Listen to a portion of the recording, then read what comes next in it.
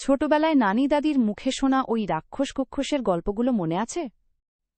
ভাবুন তো একবার, ওই গল্পগুলো যদি হঠাৎ করে সত্যি হয়ে যায়, ধরুন 1000 বছর ধরে কোন পাহাড়ের নিচে ঘুমিয়ে থাকা এক বিশাল দত্ত যদি হঠাৎ করে একদিন তার ঘুম ভেঙে যায় আর সোজা আপনার ঢাকা-চট্টগ্রাম শহরের দিকে হাঁটতে শুরু করে, তখন কি অবস্থাটা হবে? না না, ঘাবড়াবেন না, এই কাণ্ডটা বাংলাদেশে হচ্ছে না। কিন্তু গল্পটা কিন্তু প্রায় একই। শুধু জায়গাটা হল নরওয়ে, আর আমাদের রাক্ষসের জায়গায় সেখানে আছে এক ট্রোল। কিভাবে একটা নিছক রূপকথার গল্প পুরো একটা দেশের ঘুম হারাম করে দিল, সেটাই দেখব আমরা আজকের গল্পে। আর আমাদের আজকের গল্পের নাম ট্রোলস। বরাবরের মতো আমি মুভি বানাচ্ছি আপনাদের সাথে। তো চলুন গল্প শুরু করা যাক। গল্পের শুরুতেই আমরা একটা বাবা আর তার ছোট্ট মেয়েকে দেখি। বাবা আর মেয়ে তাদের ছুটি কাটাতে পশ্চিম নরওয়ের এক বিশাল পাহাড়ে চড়তে গিয়েছিল। আর এই পাহাড়ের নাম ছিল ট্রল। পাহাড়ের চূড়ায় পৌঁছানোর পর বাবা টোবিয়াস তার মেয়ে নোরাকে হাজার হাজারের বছরের পুরনো এক কিংবদন্তির গল্প শোনায়। বাবা তার মেয়েকে বলেন, হাজার হাজার বছর আগে নাকি এই পৃথিবীতে বিশাল বিশাল ট্রোলরা ঘুরে বেড়াত, কিন্তু তারপরে একদিন কেউ একজন জাদু করে এইসব ট্রোলদেরকে পাথরের মূর্তি বানিয়ে দেয়। কিন্তু টোবিয়াস আসলেই এই গল্পগুলো মনে প্রাণে বিশ্বাস করত, আর তার ধারণা ছিল যে ট্রোলরা এখনও নরওয়ের এই পাহাড়গুলোর মধ্যে কোনো না কোনো দিন তারা ঠিকই আবারও জেগে উঠবে। বাবার মুখে এই গল্প শুনে ছোট্ট নোরার মনেও বেশ আগ্রহ জন্মায়, কিন্তু এরপর দেখতে দেখতে কেটে যায় টা বছর। নোরা এখন অনেক বড় বড় হয়ে গেছে, আর ছোটবেলার সেই রূপকথার গল্প বা জাদুগুলোর উপর তার বিশ্বাস পুরোপুরি উঠে গেছে। আর তাই সে এখন মডার্ন সায়েন্স ছাড়া আর কিছুই বিশ্বাস করে না। আর নোরা এখন একজন প্যালিওন্টোলজিস্ট হল এমন বিজ্ঞানী যারা মাটির নিচ থেকে পাওয়া পুরনো জীবজন্তু, জীবাশ্ম বা কঙ্কাল নিয়ে গবেষণা করে আর অতীত সম্পর্কে জানার চেষ্টা করে। প্রায় 6 মাস কঠিন পরিশ্রমের পর নোরা সেদিন দারুণ একটা ফসিল খুঁজে পেয়েছিল, আর সেই খুশিতে সে তার বন্ধুদের সাথে পার্টি করার সিদ্ধান্ত নেয়। অন্যদিকে নরওয়ের এক পাহাড়ি এলাকায় মেট্রো স্টেশন বাড়ানোর জন্য খুব দ্রুত গতিতে কাজ চলছিল, আর এই মেট্রোর রাস্তা তৈরি করার জন্য পাহাড়ের মধ্যে একের পর এক বিস্ফোরণ ঘটানো হচ্ছিল। যদিও অনেকেই এই কাজের বিরোধিতা করেছিল, কিন্তু তাদের কথাকে পাত্তা না দিয়েই ইঞ্জিনিয়াররা আবারও বিস্ফোরণ ঘটানোর জন্য প্রস্তুতি নিচ্ছিল। কিন্তু এবার যেই না তারা গুহা এর ভিতরে ঢুকে অমনি এক অদ্ভুত আওয়াজ শুনতে পায়। কিছু বুঝে ওঠার আগেই হঠাৎ করে চারপাশের মাটি ভীষণ জোরে কাঁপতে শুরু করে, আর পরের মুহূর্তেই ইঞ্জিনিয়ারদের চোখে পড়ে এক বিশাল দত্ত। তাকে দেখা মাত্রই তারা নিজেদের প্রাণ বাঁচানোর জন্য দৌড়াতে শুরু করে, কিন্তু পাহাড় ধসে পড়ার কারণে বেচারারা সেই গুহার ভেতরেই আটকে যায়।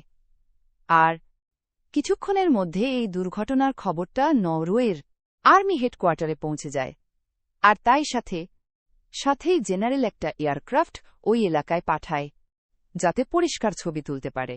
আর ঠিক ওখানে কি হয়েছে সেটার ব্যাপারে ভালোভাবে জানা যায়, আর একই সাথে তিনি দেশের প্রধানমন্ত্রীকেও পুরো বিষয়টা জানানোর আদেশ দেন। একটু পরেই নরওয়ের প্রধানমন্ত্রী তার উপদেষ্টা আন্দ্রেসের সাথে মিলিটারি বেসের দিকে রওনা দেন, আর পথেই ডিফেন্স মিনিস্টারের সাথে তাদের দেখা হয়। তিনি প্রধানমন্ত্রীকে জানায় যে এই দুর্ঘটনায় কমপক্ষে 100 জনেরও বেশি মানুষ মারা গেছে। এরপর তাদেরকে কিছু ছবি দেখানো হয়। সেখানে মাটির মধ্যে বিশাল বিশাল কিছু গর্ত দেখা যাচ্ছিল। ছবিগুলো দেখেই আন্দ্রেয়াসের মনে হচ্ছিল যে এগুলো কোনো বিশাল প্রাণীর পায়ের ছাপ হতে পারে, কিন্তু বড় অফিসারের সামনে তার এই কথা বলার সাহস হচ্ছিল না, আর বললেও হয়তো কেউ শুনত না। উল্টো সবাই তাকে পাগল ভেবে বসত। এদিকে আমাদের নোরা তখনও তার বন্ধুদের সাথে পার্টি করছিল। কিন্তু হঠাৎই সেখানে আর্মির একটা হেলিকপ্টার এসে নামে। হেলিকপ্টার থেকে একজন সৈনিক নেমে নোরাকে জানায় যে তাকে এখনই প্রধানমন্ত্রীর সাথে দেখা করার জন্য ডাকা হয়েছে। খবরটা পাওয়া মাত্রই নোরা আর এক মুহূর্ত সময় নষ্ট না করেই হেলিকপ্টারে চড়ে মিলিটারি বেসের দিকে রওনা দেয়। সেখানে পৌঁছানোর পর উপদেষ্টা আন্দ্রিয়াস তাকে একটা ঘরে নিয়ে যায়, যেখানে দেশের সমস্ত টপ রঙ্কের অফিসাররা আর প্রধানমন্ত্রীও বসেছিলেন। তখন পর্যন্ত পাওয়া তথ্য অনুযায়ী সবাই ভাবছিল যে হয়তো কোনো বিষাক্ত গ্যাসের কারণেই এই দুর্ঘটনাটা ঘটেছে। কিন্তু নোরা তাদের এই থিওরিতে মোটেই একমত ছিল না। ছবির বিশাল পায়ের ছাপগুলো দেখে তারও মনে হচ্ছিল যে এটা হয়তো বহু প্রাচীন কোনো বিশাল দানবের পায়ের ছাপ, যে আবারও জীবন্ত হয়ে উঠেছে। আর এই বিষয়ে আন্দ্রিয়াসেরও কিছু বলার ছিল, কিন্তু সে সবার সামনে মুখ খোলাটা ঠিক মনে করছিল না। আর বাকি সরকারি অফিসারদের কাছে তো নোরার এই লজিকটা পুরো মজা ছাড়া আর কিছুই মনে হচ্ছিল না। তাদের মতে এর পেছনে কোনো প্রাচীন প্রাণী থাকতেই পারে না। যদি থাকত তাহলে এতদিন ধরে সে কি খাচ্ছিল আর মরেই বা যায়নি কেন? আর ঠিক তখনই সিগারেট নামের একজন কম্পিউটার জিনিয়াস সেই ঘরে ঢোকে। সে অনেক খুঁজে এই দুর্ঘটনার একটা ভিডিও বের করেছিল, আর সে সেই ভিডিওটা প্লে করল। আসলে এই ভিডিওটা সেখানে মারা যাওয়া শ্রমিকদের ফোন থেকে নেওয়া হয়েছিল। ভিডিওটা প্লে হতেই ঘরের মধ্যে থাকা সবাই একবারে চমকে উঠল, কারণ এই ভিডিওতে প্রায় 50 ফুট লম্বা একটা বিশাল দৌতকে দেখা যাচ্ছিল। ভাবা যায়। আর এবার এই ভিডিওটা দেখে একেবারে পানির মতো পরিষ্কার হয়ে গেল যে 50 ফুটের এক বিশাল জীব নরওয়ের পাহাড়গুলোর মধ্যে ঘুরে বেড়াচ্ছে। অন্যান্যদিকে তখন লেস্কা নামের এক গ্রামের এক বৃদ্ধ দম্পতি তাদের নিজেদের ঘরে শান্তিতে সময় কাটাচ্ছিল। কিন্তু হঠাৎ করেই তারা একটা বিশাল গর্জন শুনতে পায়। এর কয়েক সেকেন্ডের মধ্যেই তাদের ঘরের সমস্ত জিনিসপত্র ভীষণ জোরে নড়তে শুরু করে। তারা ভেবেছিল হয়তো ভূমিকম্প এসেছে, তাই তারা তাড়াতাড়ি নিজেদের বাড়ির একটা গোপন ঘরে লুকিয়ে পড়ে। আর কিছুক্ষণ পর সবকিছু শান্ত হলে যখন তারা বাইরে বেরিয়ে আসে, তখন দেখে যে তাদের পুরো বাড়িটা ধ্বংস হয়ে গেছে। শুধু তাই না, আশেপাশের এলাকাতেও ব্যাপক ক্ষয়ক্ষতি হয়েছে। বেচারা বুড়ো বুড়ি বুঝতেই পারছিল না হঠাৎ করে এটা কি হয়ে গেল তাদের সাথে। এদিকে নোরা এখন এই ঘটনা তদন্ত করার জন্য পুরোপুরি প্রস্তুত ছিল, আর সব অফিসারদের সম্মতি নিয়ে প্রধানমন্ত্রী তাকে সায়েন্টিফিক অ্যাডভাইজার হিসেবে নিযুক্ত করেন। মিটিং শেষ হওয়া মাত্রই আন্দ্রিয়াস নোরাকে লেস্কা গ্রামে ঘটে যাওয়া সেই ঘটনা সম্পর্কে জানায়। এরপর তারা দুজনেই হেলিকপ্টারে করে লেস্কার দিকে রওনা দেয়। পথে দুজনের মধ্যে অনেক কথাও হয়।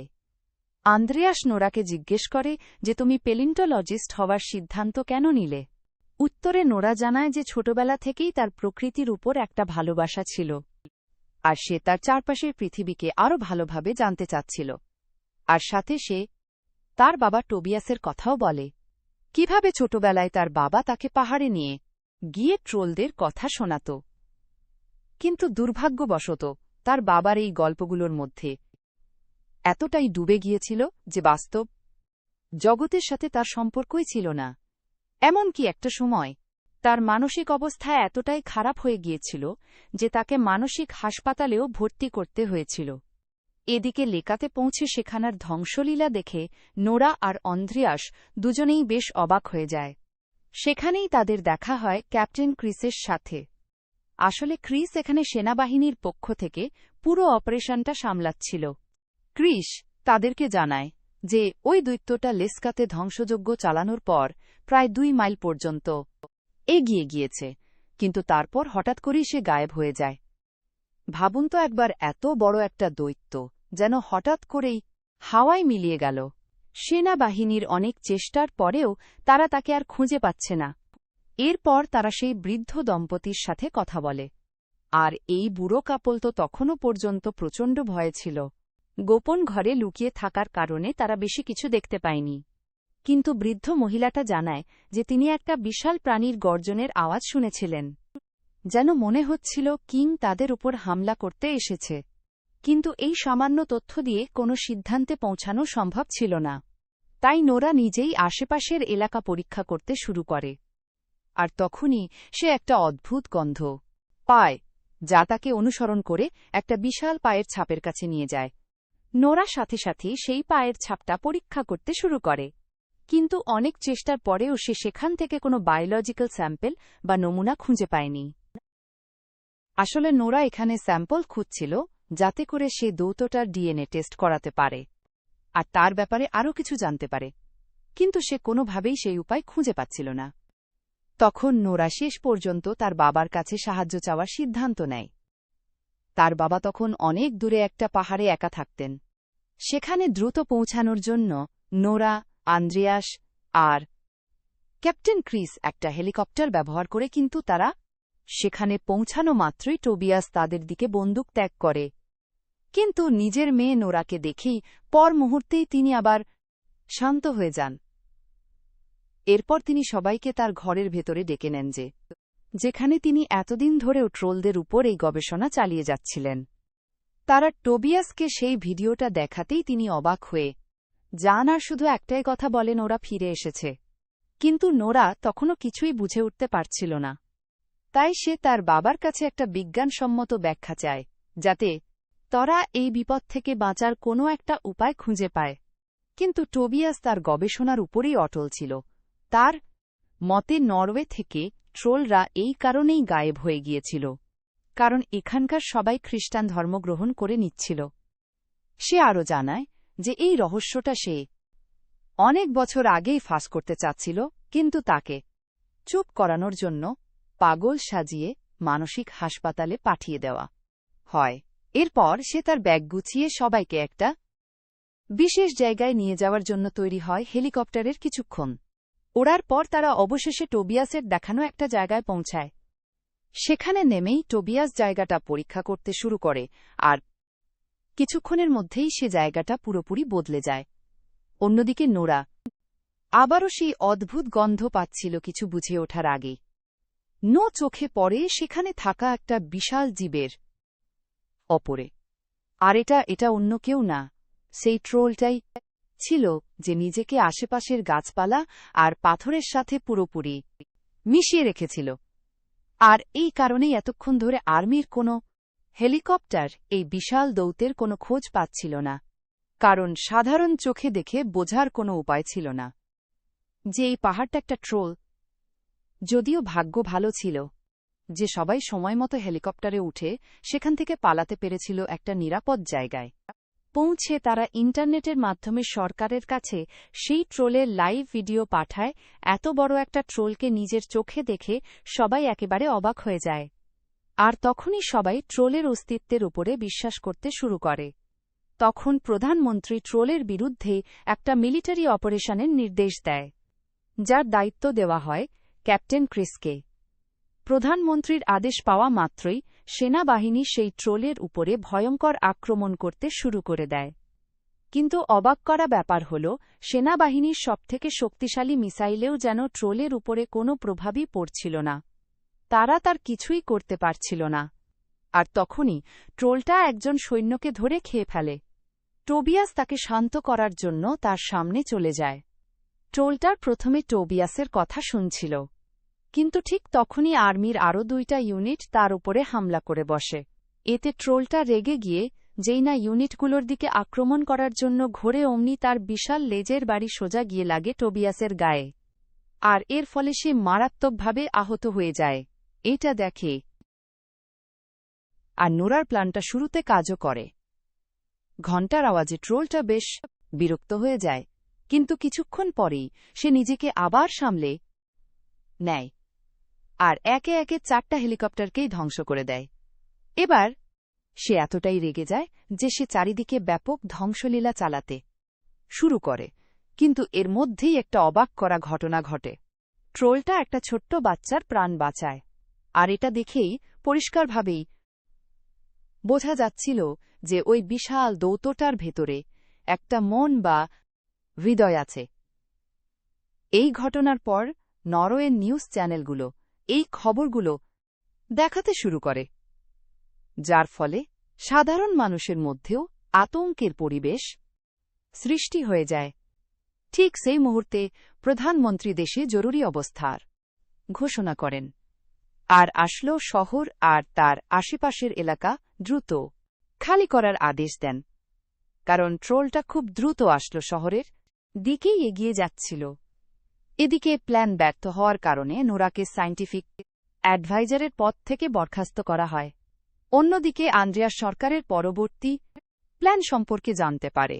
তারা আসলোর আশেপাশের শহরগুলোতে বড় বড় বোমা ফেলে ট্রোলটাকে মেরে ফেলার পরিকল্পনা করছিল। কিন্তু আন্দ্রেয়াসের কাছে এই প্ল্যানটা আটকানোর কোনো ক্ষমতা ছিল না, তাই সে রাগে দুঃখে তার চাকরি থেকে ইস্তফা দিয়ে দেয়। এদিকে হাজার হাজার মানুষ তাদের ঘরবাড়ি ছেড়ে পালাচ্ছিল, যাদের মধ্যে নোরা আর আন্দ্রেয়াসও ছিল। নোরা এটা ভেবে খুব কষ্ট পাচ্ছিল যে সে নিজের দেশটাকে এই বিপদ থেকে বাঁচাতে পারল না, তাই সে আবারও তার বাবার ডায়েরিটা পড়তে শুরু করে।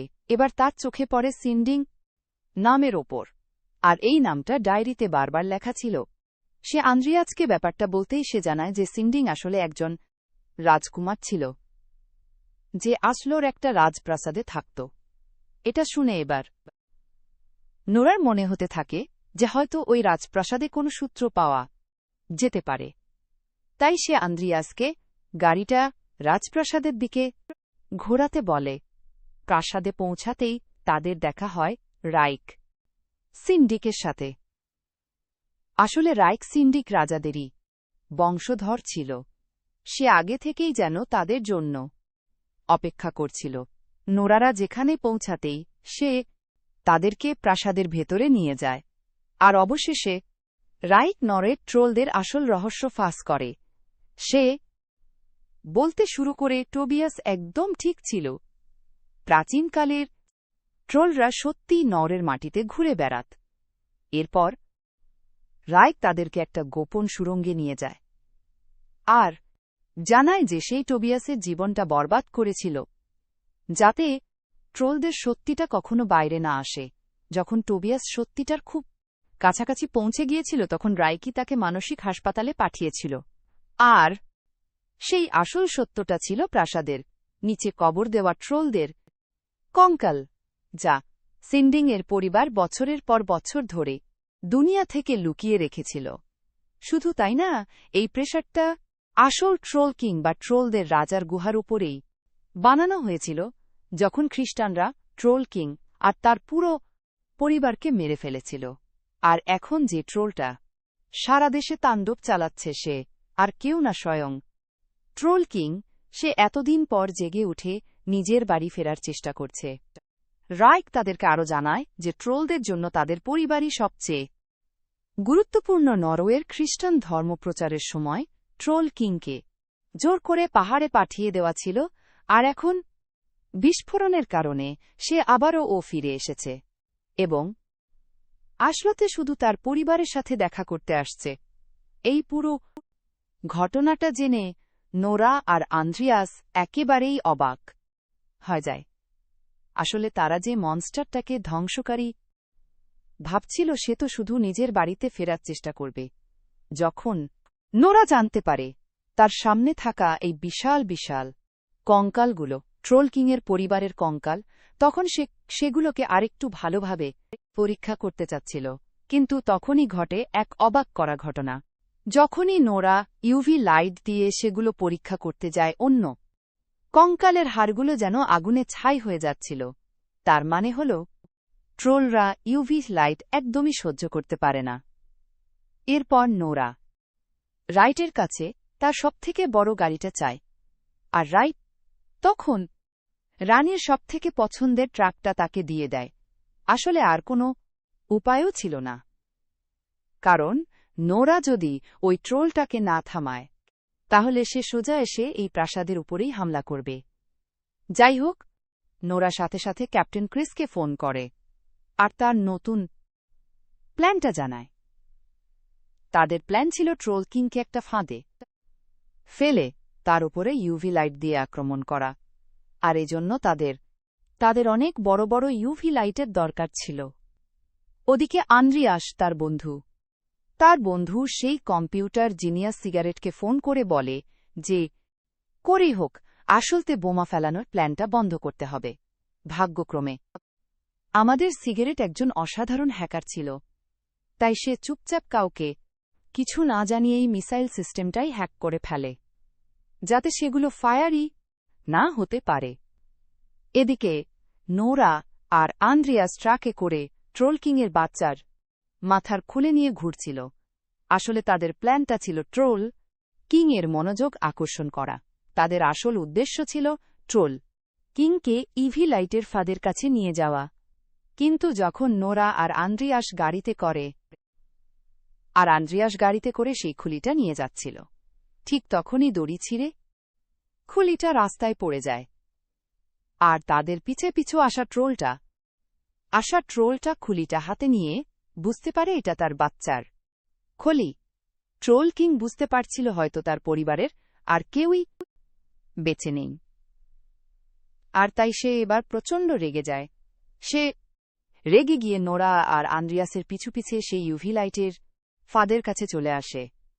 ট্রোল কিং এতটাই রেগে গিয়েছিল যে সে নোরাকে পা দিয়ে পিষে মেরেই ফেলতে যাচ্ছিল, কিন্তু তখনই সেখানে ক্যাপ্টেন ক্রিস আর তার টিম ইউভি লাইটগুলো অন করে দেয়।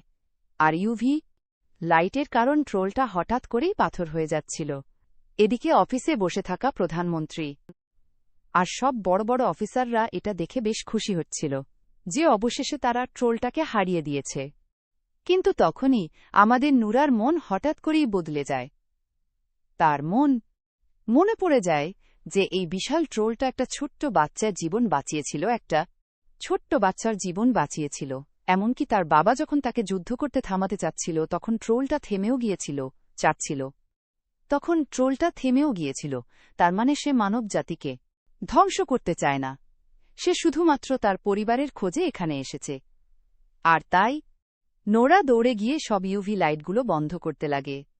নোরা ইউভি লাইটগুলো বন্ধ করে ট্রোলের সামনে এসে দাঁড়ায় আর তাকে বলে, তুমি এখান থেকে চলে যাও।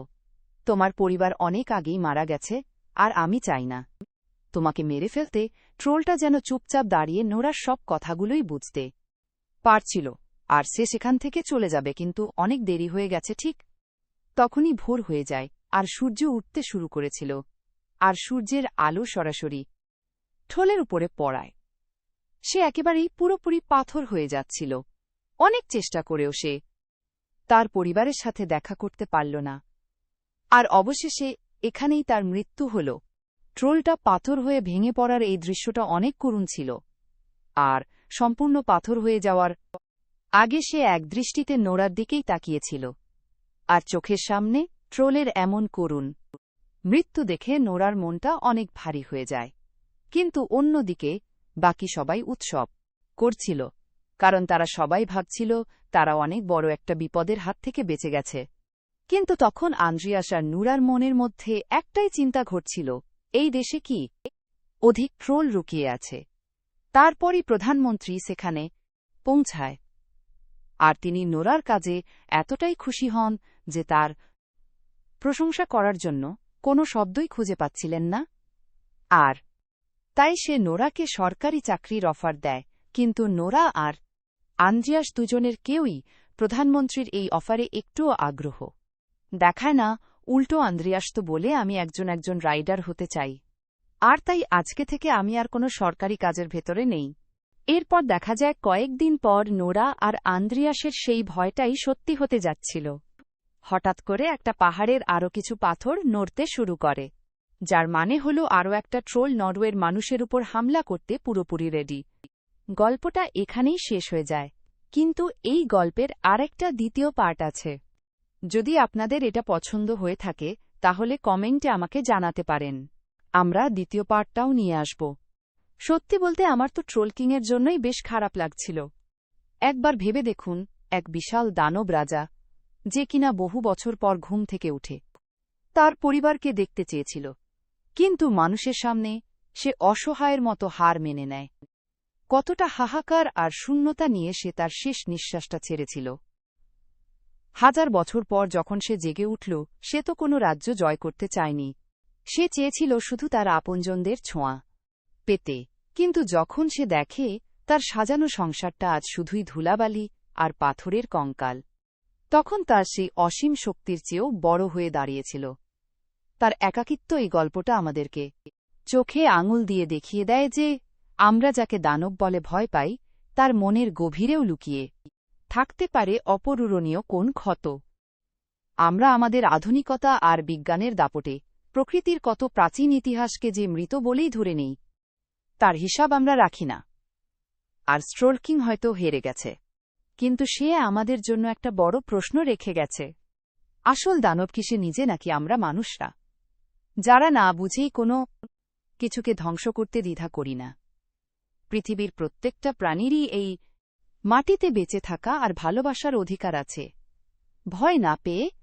যদি আমরা একটু সহমর্মিতা দিয়ে সবটা বোঝার চেষ্টা করতাম, তাহলে হয়তো এই করুণ পরিণতি আর দেখতে হতো না।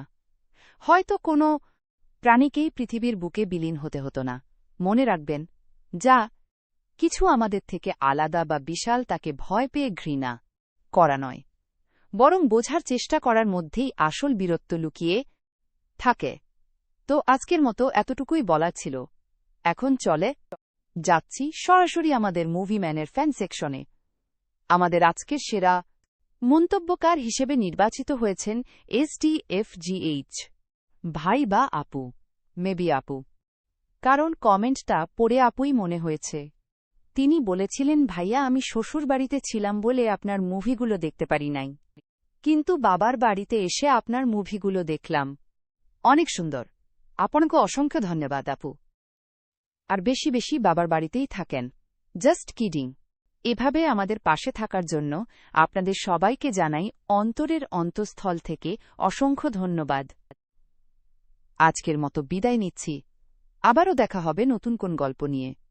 ততদিন পর্যন্ত সবাই ভালো থাকুন, আর অবশ্যই ভালোকে ভালোবাসুন।